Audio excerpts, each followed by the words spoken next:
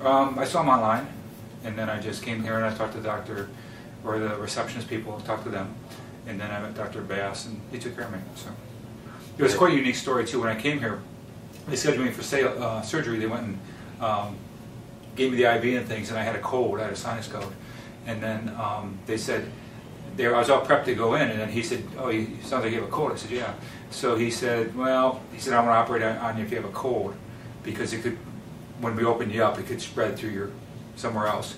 So we rescheduled. So he was all ready to go, ready to put me on a knife, and rescheduled. He gave me a Z-Pack, and they called within 3 days. And then about a week later, I went in and had the surgery done. So that's pretty good. And that time that he had, he lost that hour and a half that he had scheduled for me, right? I mean, time is money for a surgeon. That's all he has.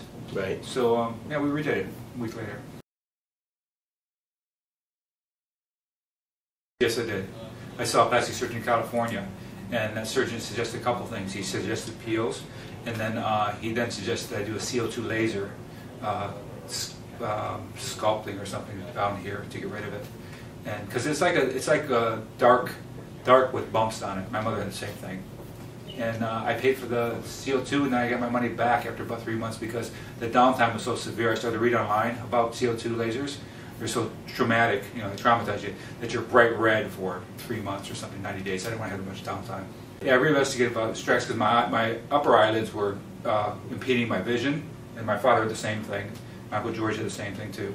And so I asked him about that, and then when I was here, he said, I told him about the bumps, and he said, "Oh, that's because your muscle's pushing through the the fat underneath your muscle is pushing through the muscle, and that's the real problem." So he said he should do the upper and the lower at the same time, and then when he stretches up the muscle, it'll stop from pushing through and the bumps will go away, which is what happened.